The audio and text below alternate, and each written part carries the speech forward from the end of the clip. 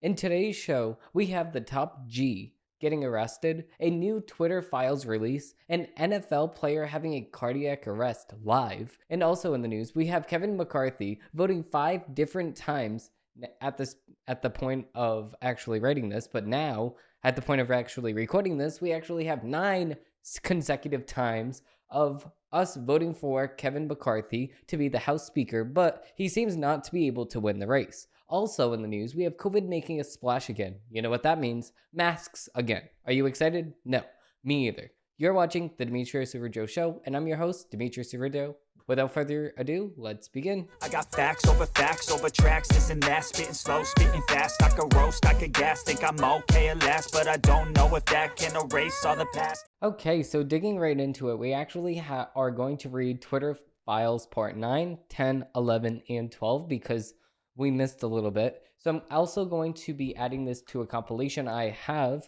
available on this channel. If you do want to see it, I'll link it down below. For all of the other threads of the the Twitter files, we do need to do one on the TikTok files. I would love to see that, but you know what? That's not going to happen. But you know what did happen? The Twitter files. So we're reading part 9 right now, I believe. Yes, part 9. And this is from Matt Taibbi on Twitter. So thread, the Twitter files. Twitter and other government agencies. After weeks of the Twitter files reports detailing close coordination between the FBI and Twitter in moderating social media content, the Bureau issued a statement on Wednesday. It didn't refute allegations. Instead, it decried conspiracy theories, publishing, quote, misinformation whose, quote, sole aim is to, quote, discredit the agency. The men and women of the FBI work every day to protect the American people. It is unfortunate that, quote, conspiracy theories, and this is their quote altogether, so I don't need to keep saying that, and others are feeding the American misinformation with the sole purpose of attempting to discredit the agency. Now, I'm sorry. These reports of, quote, of these conspiracy theories aren't the one discrediting the FBI. You're the one that's discrediting the FBI. You discredited yourself through the 2016 trials of Donald J. Trump. You discredited yourself through the 2018 trials of Donald J. Trump. And you discredited yourself in the allegations that you pushed on him of Russia collusion, of this most present impeachable, quote, offense that Donald J. Trump did. But all of the times that you, in all of these other FBI agents that you had, tried to try Donald J. Trump, our former president of the United States, you failed miserably, and you failed horribly every single time you tried. You made a mockery of yourself, and that's why nobody trusts you. Now, this this statement that you put out, nobody even trusts. Nobody trusts you. You lost all credibility, and because of that, we are not going to listen to what you say. We would be more drawn to believe other sources other than you because you lost our trust and you discredited yourself. You have yourself to blame, and that's about it. They must think us unambiguous. First, quote, sole aim is to discredit the FBI. After all, a whole range of government agencies discredit themselves in the Twitter files. Why stop with one? Matt Taibbi says. The files show the FBI acting as a doorman to a vast program of social media surveillance and censorship, encompassing agencies across the federal government, from the State Department to the Pentagon to the CIA. The operation is far bigger than the reported 80 members of the Foreign Intelligence Task Force, the FITF, which also facilitates requests from a wide array of smaller actors, from local cops to media to state governments.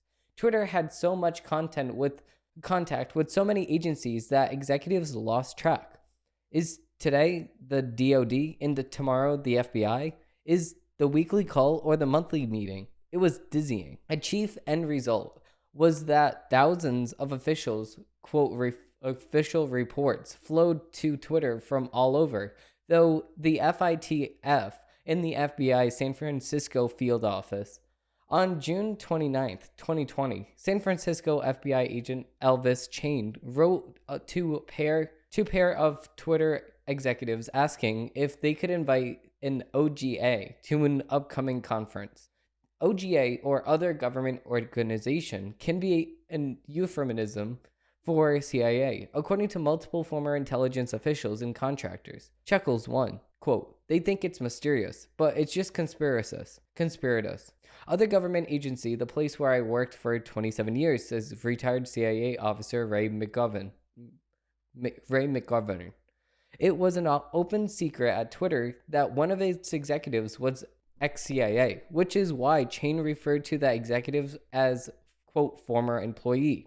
The first Twitter executive abandoned any pretense to stealth and emailed the employee used to work for the CIA. So that is Elvis's question.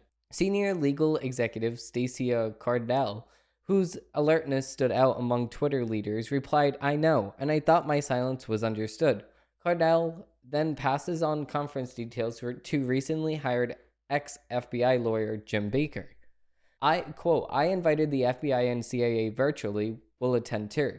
Cardell says to Baker, adding pointedly, no need for you to attend. The government was in constant contact, not just with Twitter, but with virtually every major tech firm.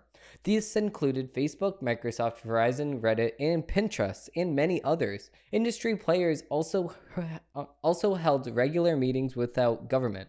One of the most common forums was a regular meeting of the Multi-Agency Foreign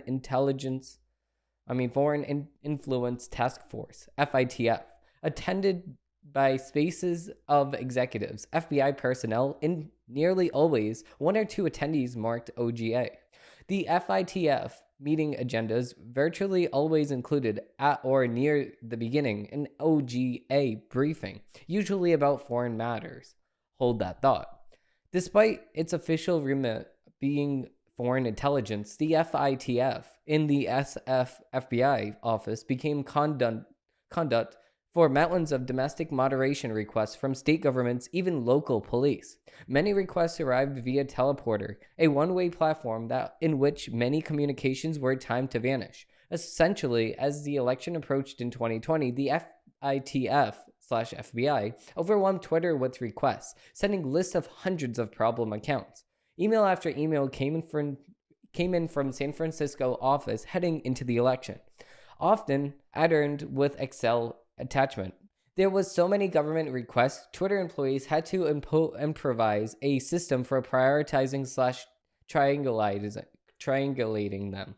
The FBI was clearly tailoring searches to Twitter's policies. FBI complaints were almost always depicted somewhat as a possible terms of service violation, even in the subject line. Twitter executives noticed that the FBI appeared to be assigning personnel to look for Twitter violations. They have some folks in the Baltimore field office and at HQ that are just doing keyword searches for violations. This is probably the 10th request I've dealt with in the last 5 days, remarked Cardell. Even ex-FBI lawyer Jim Baker agreed. Odd that they're searching for violations of our policies. The New York FBI office even sent requests for the user IDs and handles of a long list of accounts named in the Daily Beast article. Senior executives say that they are, quote, supportive and completely comfortable doing so. It seemed to strike no one as strange as that a foreign intelligence task force was forwarding thousands of mostly domestic reports, along with the DHS, about the fringiest material. Foreign meddling had been the unstable justification for expanded moderation since platforms like Twitter was dragged to the hill by the Senate in 2017. Yet behind the scenes, Twitter executives struggled against government claims of foreign intelligence supposedly occurring on the platform and others. The Twitter file shows executives under constant pressure to violate theories of foreign intelligence and unable to find evidence for key assertions. Quote, found no links to Russia, says one analyst, but suggests he could, quote, brainstorm to, quote, find a stronger connection. Quote, extremely tenuous circumstantial chance of being related, says another. Quote, no real matches using the info, says former Trust and Safety Chief Yoel Roth. In another case, noting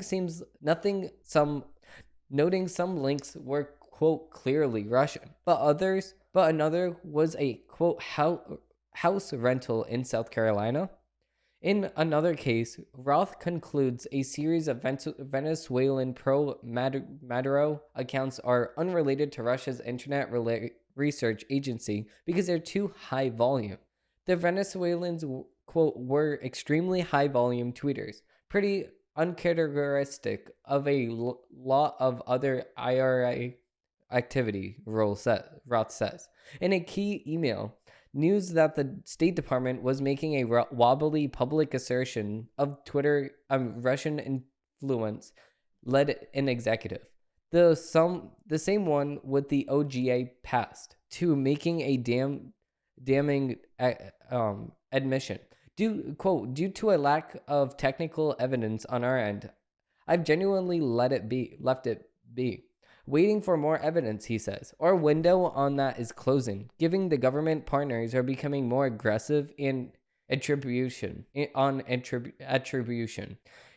Translation, quote, more aggressive, quote, government partners had closed Twitter's, quote, window of independence. Other government agencies ended up sharing intelligence through the FBI and FITF, not just with Twitter, but Yahoo, Twitch, Cloudflare, LinkedIn, even Wikipedia. Of course they did, because Wikipedia was sitting here locking people's Wikipedia pages so they were not able to edit their own Wikipedia page, even if it was wrong. If your Wikipedia page was wrong during 2020 to 2021, even today, that's the sad part. Even today, if your Wikipedia page is wrong and Wikipedia got something wrong about you as a person, you cannot change that if you have a lock at the top right of your screen. You cannot change anything about you, even if that is public misinformation about your own life. On Wikipedia, they lock your page and you are not able to edit that. Former CIA agent whistleblower John Crego believes he recognizes the formatting of these reports. Quote, looks right to me, Crego says, noting that what was cut off above the tier line was the organizing CIA office and all the copied offices. Many people wondered if internet platforms receive direction from intelligence agencies about moderation of foreign policy news stories. It appears Twitter did, in some cases by way of FITF/FBI. These reports are far more factually controversial than domestic counterparts. One internal report lists accounts tied to Ukraine neo-Nazi propaganda. This includes assertions that Joe Biden helped orchestrate a co-op in 2014 and put his son on the board of Burisma. Another report asserts a list of accounts accusing the Biden administration of corruption in vaccine distribution as part of a Russian influence campaign. Often intelligence came from form of brief reports, followed by a long list of accounts simply deemed to be pro-Maduro, pro-Cuba, pro-Russia, etc. This one batch had over 1,000 accounts marked for digital execution, and the list goes on and on and on. One report says a site documenting supported proposed rights abuses committed by Ukrainians is directed by Russian agents. Intel about shady origin of these accounts might be true, but so might at least some of this information in them about neo-Nazis, rights abuses in Donbass, even about our own government. Should we block such material? This is a difficult speech dilemma. Should the government be allowed to try to prevent Americans and others from seeking pro-Maduro or anti-Ukrainian accounts? Often intelligence reports are just long lists of newspapers' tweets or YouTube videos guilty of anti-Ukraine narratives. Of course, sometimes not always. Twitter and YouTube block the accounts, but now we know for sure that what Roth meant by the Bureau in the extension of the IC. The line between misinformation and distorting propaganda is thin. Are we comfortable with so many companies receiving so many requests from a more aggressive government? The CIA has yet to comment on the nature of this relationship in tech companies like Twitter. Twitter had no input into anything I did or wrote. The searches were carried out by third parties, so what I saw could be limited. But the thing is, if Matt Taibbi is getting this all wrong, then why did he post a bunch of evidence and why did he post all of these documents? Because he's not getting this wrong. He just has to say that for clarification at the end. And you know what? We knew all of this. We knew all of this was happening. We knew all of this was happening during the 2022. During the 2020 to the 2021, even 2019, even before this. They are releasing information from 2017. We knew this was all happening because you know what? Public enemy one was Donald J. Trump. Public enemy one was Donald Trump in the presidency. They wanted to take Donald Trump's presidency away from him because they did not believe that he could have been president. Because you know why? Because Donald Trump was supposed to be one of them. Donald Trump is an elite figure in politics, not just in politics, but in the wealth. Donald Trump is a very, very wealthy man. So he's supposed to be leftist like Jeff Bezos, but he's not. And that's what they do not like. If you do not comply with what they want, then they try to destroy your life. That's why. That's why Donald Trump gets so much hate. That's why Donald Trump got so much pushback from the government within, because all of these bureaucrats, all of these lifetime Republican candidates, all these lifetime people within the court system, all of these people would lose their job if it got exposed. And all of these FBI agents, of course, as well. Moving on to the next thread, we actually have this from David Zweig.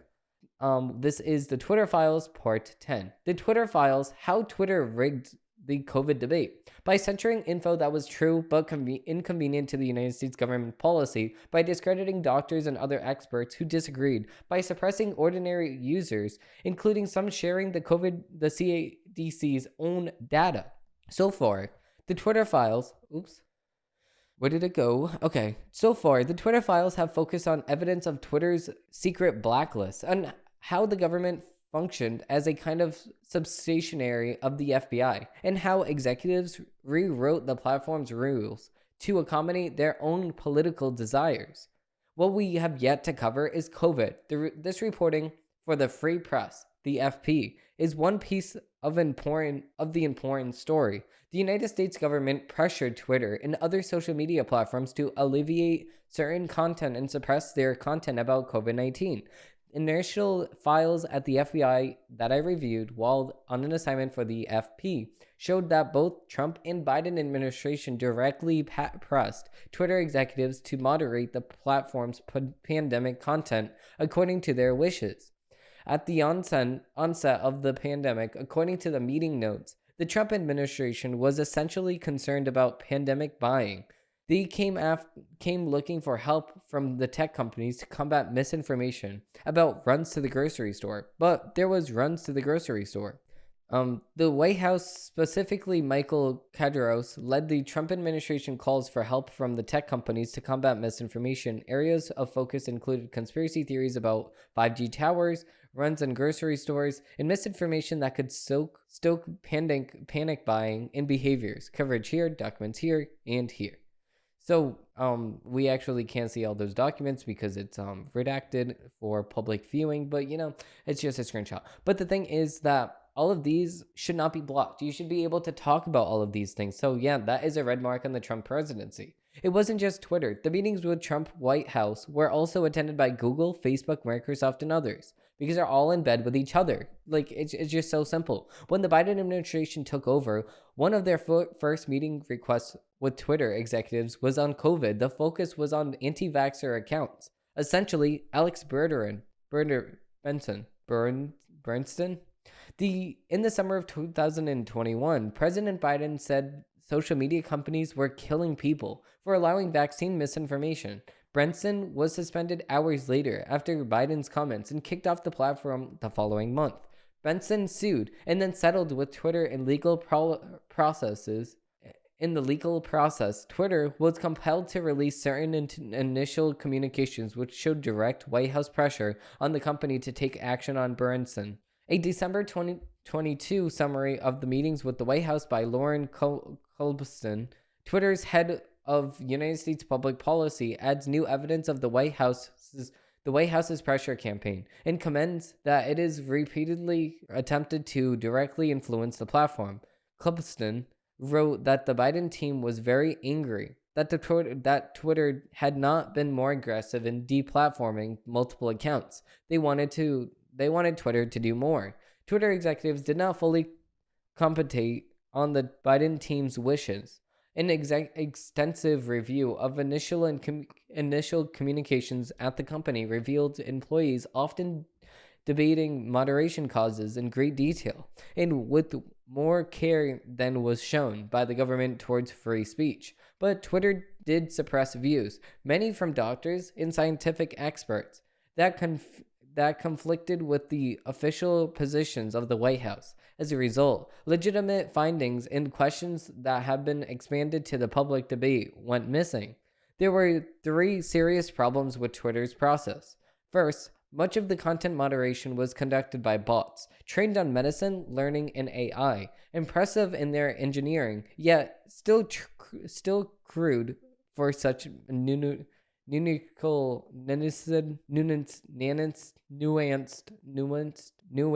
work. Second, contractors in places like the Philippines also moderated content. They were given decision trees to aid in the process by taking non-experts to adjudicate tweets on complex topics like microcarditis and mask efficiency. Mask efficiency data was desired for a significant error rate. Third, most importantly, the buck stopped with higher level employees at Twitter who chose the inputs for these bots in decision trees and subjectively decided escalated cases and suspensions. As it was all with the people and institutions, there was individual and collective bias. With COVID, the bias bent heavily towards establishment dogmas, inviolably dissent yet legitimate content was labeled misinformation, and the accounts of doctors and others were suspended both for tweeting opinions and demonstrably true information. Exhibit A. Dr. Martin Kulldorff, an epidemiologist at Harvard Medical School, tweeted views at odds with the United States public health authorities and the American left, and the political affiliation of nearly half of the staff at Twitter.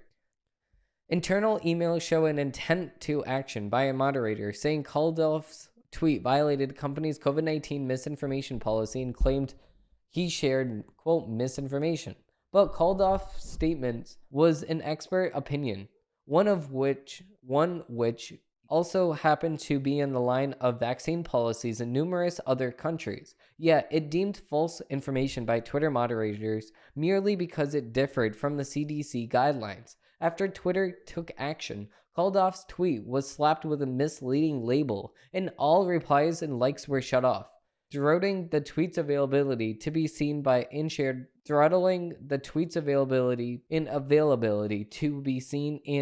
by many people, the unstable core function of the platform.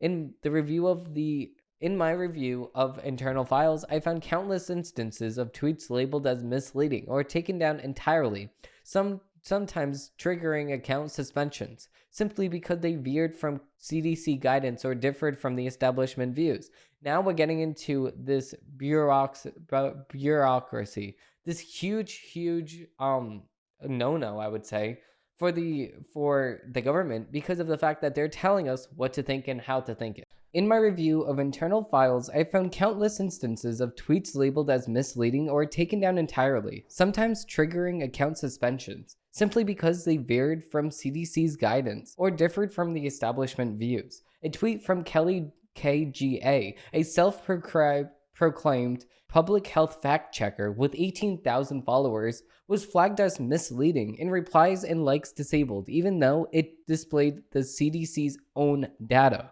Internal records showed that a bot had flagged the tweet, and that it received many tattles, what the system anonymously called reports from users. That triggered a manual review by a human who, despite the tweet showing actual CDC data, nonetheless labeled it as misleading. Tellingly, the tweet by Kelly KGA was labeled misleading was a reply to a tweet that contained actual misinformation. The COVID had never been leading cause of death from disease in children, yet the tweet remains on the platform and without a misleading label. Whether by humans or algorithms, content that was certain but true, was still subject to getting flagged or suppressed. This tweet was labeled misleading, even though the owner of this account, a physician, was referring to the results of a published study. Andrew Bostom, a Rhode Island physician, was permanently suspended from Twitter after receiving multiple strikes for misinformation. One of his strikes was for a tweet referring to the results from a peer-reviewed study on mRNA vaccines. A review of Twitter log files reviewed that an internal audit conducted after Bostom's attorney contacted Twitter found that only one of Bostom's 5 violations were valid. The one Bostom tweet found to be still in violation cited data that was legitimate but inconvenient to the public health establishment's narrative about the risks of flu versus COVID in children. This tweet was not only flagged by a bot, but its violation manually affirmed by a staff member is telling of both the algorithmic and human bias at play. Boston's account was suspended for months and finally restored on Christmas Day. Merry Christmas. Another example of human bias run amok was the reaction to this tweet by Trump. Many Trump tweets led to an extensive internal debates, and this one was no different. I will be leaving the Great Walter Reed Medical Center today at 6:30 p.m. feeling really good. Don't be afraid of COVID. Don't let it dominate your life. We have developed, under the Trump administration, some really good drugs and knowledge. I feel better than I did 20 years ago, and that might be completely true. But the thing is that they didn't want this out there because they didn't want the public knowing that if you do have COVID, it's okay. You don't have to end your life. You don't have to lock yourself in your room. You don't have to just be here not having a life. You don't have to just live in fear. That's what the government wants. The government wants you to live in fear. So if anybody says not to live in fear, you're going against what they want. And what they want is fear, because fear controls. Wow. And a surreal exchange. Jim Baker, at the time of Twitter's Deputy General Counsel, asked why telling people not to be afraid wasn't a violation of Twitter's COVID-19 misinformation policy. Joel Roth, Twitter's former head of trust and safety, had to explain that optimism wasn't misinformation. And that's just stupid. Why do you have to explain this? Why? Like, it just doesn't make any sense. Just because you're optimistic about something does not mean you have misinformation about it. That's your opinion. There's something called misinformation, which it's claiming that you know the fact on something and saying an opinion. So it's me saying that it's cold outside can be misinformation to somebody else because they might not be cold. But to me, it's cold. That's my truth. That's my opinion on that. That's not a truth. That's an opinion. I misspoke there. But you get the gist. Just because I say something that's an opinion does not count it as misinformation, and that's what Joel Roth is actually saying to the ex-CIA or FBI agent, Jim Baker. Remember Kelly KGA with the CDC data tweet? Twitter's response to her is clarifying. We will prioritize review and labeling of content that could lead to increased exposure or transmission. Twitter made a decision via the political learnings of senior staff and government pressure in the public health authorities' approach to the pandemic, prioritizing mitigation over other concerns, was the quote science.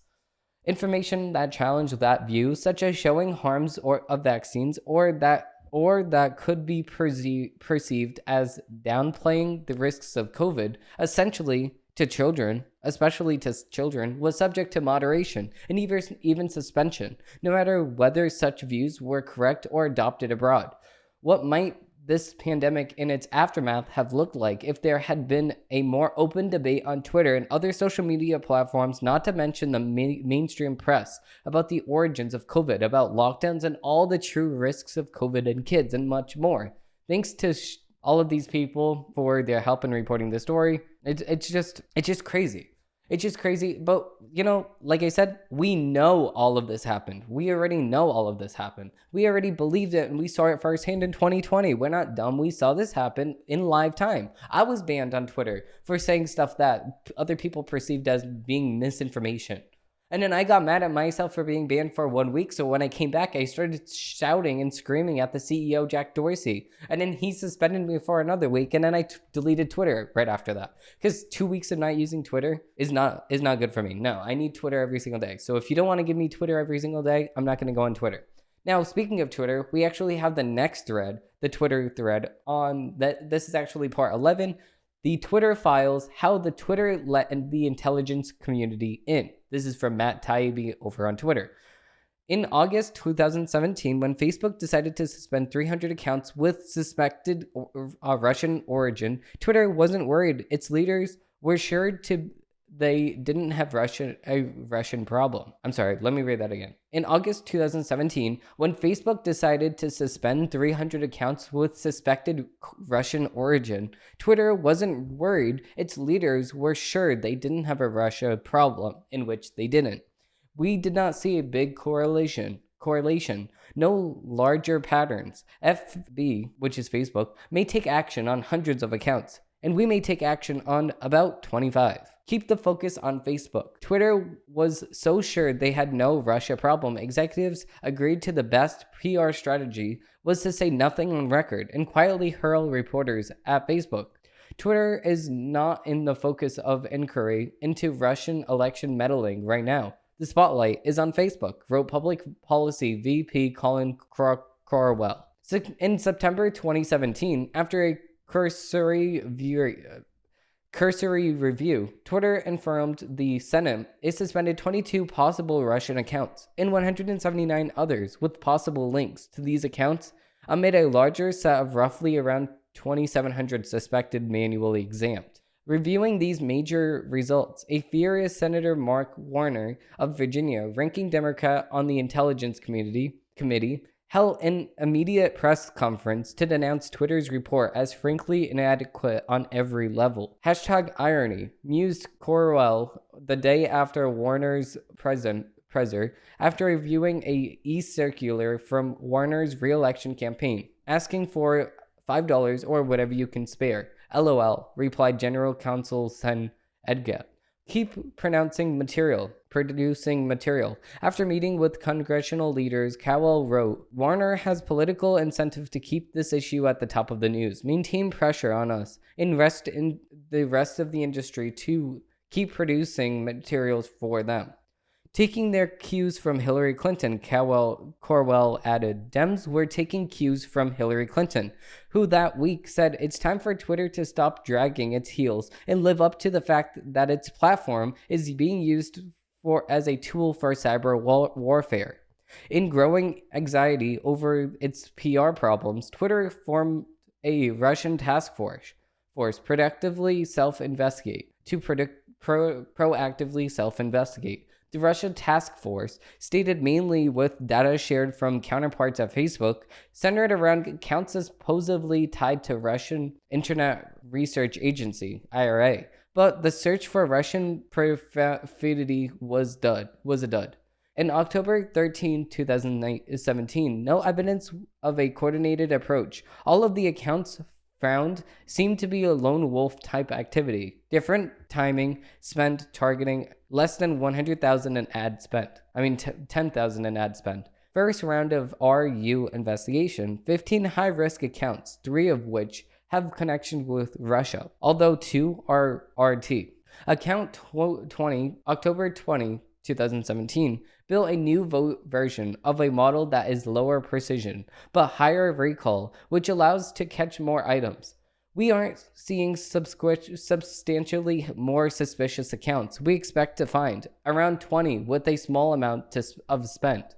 October 23, 2017, finished with investigation. 2,500 full manual account reviews. We think this is extensive. 32 suspicious accounts and only 17 of those are connected with Russia. Only 2 of those have significant spend on, one of which is Russia Today, remaining less than 10,000 in spend. Twitter's search finding only 2 significant accounts, one of which is Russia Today, which was based on some data that later inspired panic headlines like Russian influence reached 126 million through Facebook alone. The failure of the Russia task force to produce material worsened the company's PR crisis. In the weeks after Warner's prison, a torrent of stories sourced to the Intel Committee poured into the news, an example being Politico's October 13th. Twitter deleted data potentially crucial to Russian probes. Were Twitter a contractor for the SFB, they could not have built a more effective disinformation platform. John Hopkins professor and Intel Committee expert Thomas Rid told Politico. As Congress threatened costly legislation, and Twitter was subject to more bad press, fueled by communities. The company changed its tune with the smallness of its Russia problem. Hi guys, just passing along for awareness for write-up here from the Washington Post today on potential legislation or new FEC regulations that may affect our political advertising, wrote Corwell. Hi guys, just passing along. Okay, this is exactly what he said twice. 22 was posted twice. 23. In Washington, weeks after the first briefing, Twitter leads were told by Senate staff that Senator Warner feels like tech industry was in denial for months. Added an internal Intel staffer. Big interest in Politico article about deleted accounts. Twitter pledged to work with them on their desire to legislate. Knowing that our ad policy and product changes are an effort to anticipate congressional oversight, I wanted to share some relevant highlights of the legislation Senators Warner, Kolsheber, and McCain will be introducing, wrote Policy Director Carlos Moji soon after. The committees appear to have been leaked, even as Twitter prepared to change its ads policy to remove RT and spell Nick to Placate, Washington. Congress turned to the heat up more, apparently leaking the larger base list of 2,700 accounts. Reporters from all over started to call Twitter about Russia links. BuzzFeed, working with the University of Sheffield, claimed to find a new network on Twitter that had close connections to Russian-linked bot accounts. It will only embolden them. Twitter intentionally did not want to endorse the BuzzFeed Sheffield findings. Senate Intel Committee is asking possible whip something together. Still, when the BuzzFeed piece came out, the Senate asked for a write-up of what happened.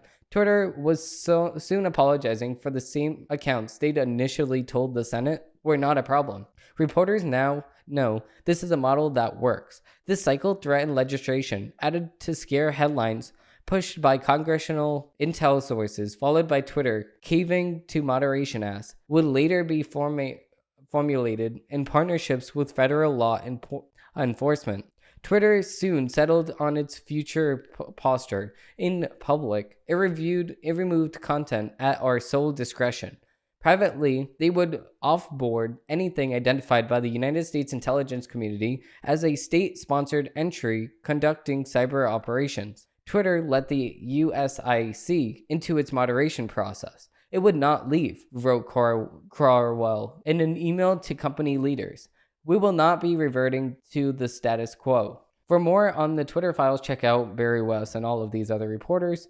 So this is just crazy. And listen, all of these things we already know. I'm reading all this because we're literally validating exactly what we knew. We knew all of this stuff. We knew all of the things that were taking place within Twitter. But you know why? We like the feeling of being right. Okay, the thing is, the difference between a conspiracy theory and the truth is about 3 to 4 months. That's the difference. Now, for us, we needed to wait from 2017 all the way up to 2023, but that's a small price to pay. What is that? 3 plus 4, so that's 6. So we waited 7 years. We waited 7 years for the full truth to come out. And in 2020, from 2017, it got a lot worse on Twitter, obviously, as you can tell. But the thing is that we have the truth now, and we know the truth, and we can see the truth, and we can see all the evidence here. Twitter suspended users based off of their political views. Twitter banned users on information it did not agree with. We're on the same exact page. Now, let's move on to the last thread that we have, the most updated version of the thread by Matt Taibbi. We have the Twitter Files Part 12. Threat: The Twitter Files, Twitter in the FBI belly button. 2020. Twitter was struggling with the problem of public and private agencies, bypassing them and going straight to the media with lists of suspect accounts.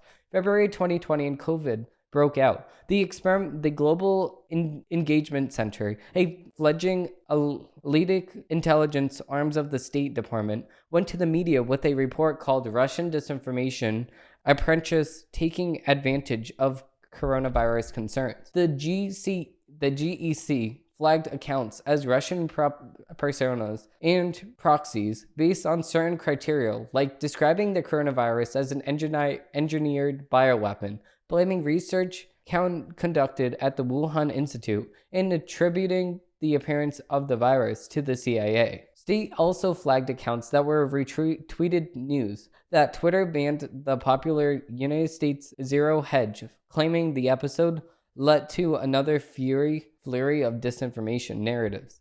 ZH had done reports speculating that the virus had the lab origin. The GEC still led directly to the news stories like the AFP's headline, Russia-linked disinformation campaign led to the coronavirus alarm, United States says. And a Politico story about how Russia, Chinese, Iranian disinformation narratives echo one another. You haven't made a Russian attribution in some time. When Clemson's Media Forensic Hub complained Twitter hadn't made a Russian attribution in some time, Trust and Safety Chief Yoel Roth said it was revolutionary of their motives. We're happy to work directly with you on this instead of the NBC. Roth tried in vain to convince outsider researchers like Clemson Lab to check with them before pushing stories out about foreign interference to media. Twitter was also trying to reduce the number of agencies with access to Roth. If these folks are like House Homeland Security Committee DHS, once we give them a direct contact with Yoel, they will want to come back to him again and again, said Policy Director Carlos Monge. When the State Department GEC, remember this was 2020, during the Trump administration, wanted to publicize a list of 5,500 accounts it claimed would amplify Chinese propaganda and disinformation about COVID, Twitter analysts were beside themselves. The GEC report appeared based on DHS data circulated earlier this week and included accounts that followed 2 or more Chinese diplomatic accounts. They reportedly end up with a list nearly 250,000 names long and included Canadian officials and CNN and a CNN account. Roth saw GEC's move as an attempt by the GEC to use intel from other agencies to insert themselves into content moderation club that included Twitter, Facebook, and FBI, DHS, and others. The GEC was soon agreeing to loop in Twitter before going public, but they were using a technique that had boxed in Twitter before. The delta between when they share material and when they go to the press continues to be problematic, wrote one comms official. The episode led to a rare public disagreement between Twitter and state officials. It makes sense to push back on the GEC participation in this forum. When the FBI informed Twitter the GEC wanted to be included in the regular industry call between companies like Twitter and Facebook, and the DHS and FBI, Twitter's leaders blanked at first. Facebook, Google, and Twitter executives were united in opposition to GEC's inclusion when unstable reasons, including the GEC's mandate for offensive IO to promote American interests. A deeper reason for a perception that, unlike the DHS and FBI, which were apolitical, as Roth put it, and GEC was political, which in Twitter easy appeared to be a partisan code. I think that they thought that the FBI was a less Trumpy, is how one former DOD official put it. After spending years rolling over the Democratic Party's request with action on Russian-linked accounts, Twitter was suddenly playing tough. Why? Because, as Roth put it, it would pose major risks to bring the GAC in. especially as the election heats up. When the senior lawyer Stacia Cardell tried to argue against the GAC's inclusion on the FBI, the words resonated with Elvis, not Laura, i.e., with Agent Elvis Chain, not Foreign Intelligence Task Force, FITF, Unit Chief Laura Dimlow. Eventually, the FBI agreed, first to Facebook for a compromise solution. Other USG agencies could participate in the agency industry calls, but the FBI and DHS would act as sole conducts. Roth reached out to Chain with concerns about letting the less press-happy GAC in, expressing hope that they could keep the circle of trust small. State NSA and CIA Chain reassured him it would be a very one-way channel, and state GAC, NASA, and CIA has experienced interest in being allowed on to in listen mode only. Belly button. We can give you everything we're seeing from the FBI, and we're USIC agencies, Chain explained.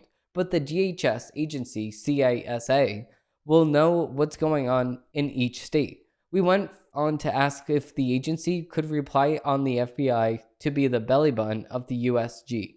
They eventually settled on the industry call via Signal, an impressive display of the operational security. Chain circulated private numbers of each company's chief moderation officer in the Word doc marked Signal phone numbers. Subject line, list of numbers. Twitter was taking requests from every single conceivable government body, beginning with the Senate Intelligence Committee, SSCI, which seemed to need reassurance. Twitter was taking FBI direction. Executives rushed to tell Team SSCI they zapped 5 accounts on an FBI tip. Requests arrived that were escalated from all over, from treaty, the NSA, virtually every state, and HHS, from the FBI and DHS, and more. They also received an astonishing variety of requests from officials asking for individuals they didn't like to be banned. Here, the Office for Democrat and House Intelligence Committee Chief Adam Schiff asked Twitter to ban journalist Paul Sperry. We don't do this. Even Twitter declined to honor Schiff's request at the time. Sperry was later suspended, however. Twitter honored almost everyone else's requests, even those from GEC, including a decision to ban accounts like Rebel Protests and Bricks Media, because the GEC identified them as GRU controlled and linked to the Russian government, respectively. The GEC requests were what a former CIA staffer working at Twitter was referring to when he said, "Our window on that is closing," meaning the days when Twitter could say no to serious requests were over. Remember the 2017 internal guidance in which Twitter decided to remove any user identified by the United States intelligence community as a state-sponsored entity committing cyber operations? By 2020, such identifications came in bulk. USIC requests often simply began, we assess, and then provided lists, sometimes in separate Excel docs. They believe were connected to Russian Internet Research Agency and commending cyber ops from Africa to South America to the United States. One brief report sent right after Russia's invasion of Ukraine nearly last year flagged major Russian outlets like Vendomosti in Gastro.io, and Gastro, I'm gonna butcher that, so I'm not even gonna try. Note the language about state actors fits Twitter's initial guidance. Some reports were just a paragraph long and said things like the attached email accounts were possibly used for influence operations, social media collusion, and social engineering. Without further explanation, Twitter would be forwarded an Excel doc.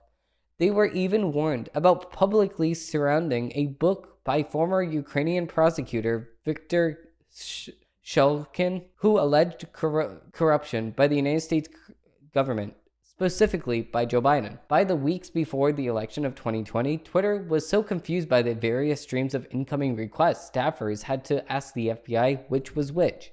I apologize in advance for your workload. Requests poured in from FBI offices all over the country day after day, hour after hour. If Twitter didn't act quickly, questions came in. Was action taken? Any movement? Wrote senior attorney Stacia Cardell. My inbox is really effed at this point.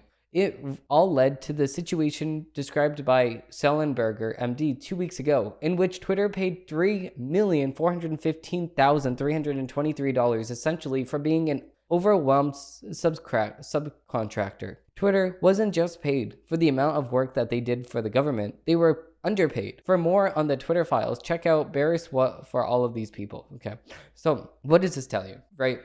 All of these parts, what do they tell you? Things that we already know, and I'm going to keep saying that, but that's the first part. The second part is the government is paying Twitter to do their dirty work. The government is paying Twitter to do the dirty work that they do not want to do. And if they're caught doing this, then that is a pure violation of our First Amendment right in the United States of America. How dare you, our government officials that we voted in, how dare you ban us, the people? We, the people, have the voice in this country. You do not. This is not a dictatorship. This is not a one government party. This is not the CCP. You do not control what we get to say, think, or do in America. We get to do, think, and say whatever we want as American citizens. And if you are a government official and you have a problem with that, then China and Russia and Guatemala and all of maybe even Cuba, all of these other countries that have one person in power are the best countries that you should possibly go to. Now moving right into the headline of the week. So on our headline of the week, we actually have Andrew Tate gets arrested after clue in video to Greta Thunberg tipped police off that he was in the country. Now, if you believe this, then you're a dud. Listen, you cannot be possibly that dumb to actually think that they knew exactly where Andrew Tate was just by a pizza box. Let's see. Online personality Andrew Tate was detained Thursday by Romanian law enforcement on suspension of rape, human trafficking, and organized crime. Reports initially appeared to indicate that authorities were able to confirm Tate's presence in country because of the region-specific pizza boxes featured in the video he sent to far-left climate activist Greta Thunberg. According to a report by Reuters, despite speculation over the video tipping police off to Tate's location, an anti-organized crime unit representative said it was not the case that Tate's arrest had been made as a result of the pizza boxes. So how come we're getting two different information? How many sources are we going to get? How many different angles are we going to get from the government of Romania? Because of the fact that Romania is not going to accept anything. Romania is not going to say how they found Andrew Tate because they just located him. They had an eye on him, and you think that you can get past the government? You're sadly mistaken. The government knows exactly where you are at all times, so if they want to find you, they will find you. It just takes the willpower. And because you argued with their precious little Greta Thunberg, then they're going to go and find you every single which way that they can. And they're going to frame you in a way that you cannot escape. But maybe he did do this. Maybe he really did do a human trafficking and organized crime stage, and he also did rape people. Maybe he did. Maybe he didn't. Maybe he did. But the thing is, right now, we know that he coordinated a bunch of people to be on OnlyFans. So he worked with a bunch of hoes. So that's what we know at the moment. But we also know at the moment that he argued with the precious little Greta Thunberg, and he said all of the cars that he had in a tweet. This was the original story. He said all of the cars that he had in a tweet, and Greta Thunberg replied and said, good wrecking all the climate, good wrecking the climate, good wrecking the world, oh, how dare you, blah, blah, blah, all of these leftist views. And then Andrew Tate responds and says, I can actually send you a PDF of all of my pollutions reported, and I can just send it right to your email, so it's nice and easy to understand, as long as you give me your email. Greta Thunberg then replied to him saying that her email was smalldickenergy@getalife.com. So this really embarrassing email of hers was now gone in public, and now Andrew Tate is expected to email this email. Now, if I was him, I would not email this email because you don't know if you're going to get a spam or a virus from this email that Greta Thunberg owns for some reason. I don't even know. Maybe she is transgender. Maybe she does have a PP, but maybe not. But the thing is, now it's 2023 and we do not know who actually does it and who actually doesn't. And that is actually pointed out by Greta Thunberg herself.